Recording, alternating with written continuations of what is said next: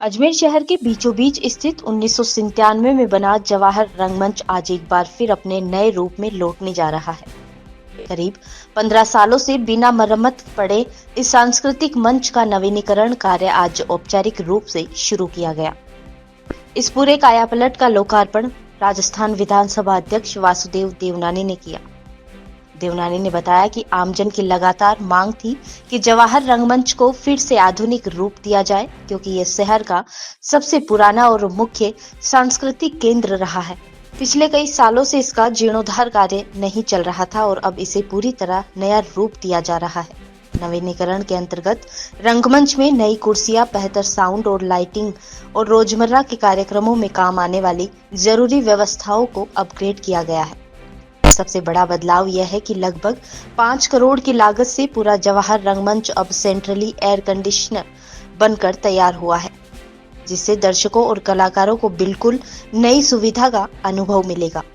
जवाहर रंगमंच वर्षों से सामाजिक, सांस्कृतिक और शैक्षणिक कार्यक्रमों का एक प्रमुख केंद्र रहा है, लेकिन लंबे समय से उपेक्षित होने के कारण इसका स्वरूप जर्जर हो चुका था। इसीलिए इसका नवीनीकरण जरूरी माना जा रहा है। कार्यक्रम के दौरान विधानसभा अध्यक्ष देवनानी ने शहर के अन्य विभाग कार्यों का भी उल्लेख किया।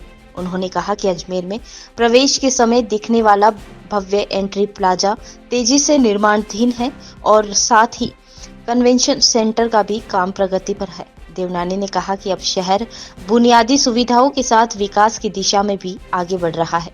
शहर के मध्य में स्थित जवाहर रंगमंच जो 1997 में बना था, इसलिए इसमें रिनोवेशन 2010 में हुआ। आज 15 साल के बाद इसका पूरी तरह नवीनीकरण किया है।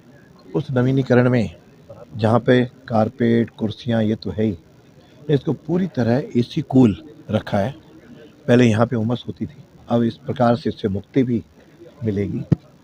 तो यहाँ सभी प्रकार के आध्यात्मिक के, सामाजिक के, सांस्कृतिक के सभी प्रकार के कार्यक्रम होते हैं और आम जन की अप्रोच में है, इसलिए इसका रिनोवेशन होना आवश्यक था। तो उस नाते हमने लाइट की, बाकी जितनी भी व्यवस्थाएं करनी थी, लगभग इस पर 5 करोड़ रुपए खर्च हुआ है। मैंने आज इनको सुझाव दिया है कि जो ऊपर चढ़ने की, उतरने की वहाँ पे रेलिंग भी लगा दें और साथ में जो खाली है दीवारें दोनों साइड में, इसे महापुरुषों के अच्छे चित्र, पेंटिंग वो भी लगा दें कि चित्र से तो नहीं, पेंटिंग्स होंगी, उससे यहाँ के इसको सुंदर होगा। जिसमें ऋषि दयानंद भी है, अपने पृथ्वीराज चौहान हैं और भी जो कुछ यहाँ के महापुरुष हैं उसका भी यहाँ पर कर देंगे तो और एक सुंदर निखार इसमें आएगा। और अजमेर में ऐसी चीज़ें ठीक होने और नई बनने भी शुरू हुई हैं। अजमेर का एंटर प्लाजा जिसका उद्घाटन पिछले दिनों श्री गणेश किया था, वह भी आज से काम प्रारंभ हो रहा है और स्टेडियम का भी काम जैसा आगामी कुछ दिनों में शुरू हो जाएगा। कन्वेंशन सेंटर भी बन रहा है। तो ये अजमेर एक कार्यक्रमों की केंद्र बिंदु में जो कुछ भी स्थान है वो आगे बढ़ेंगे। निगम का कार्यालय का श्री गणेश हो गया, बहुत जल्दी एडीए के भी नए कार्यालय का हम श्री गणेश करेंगे।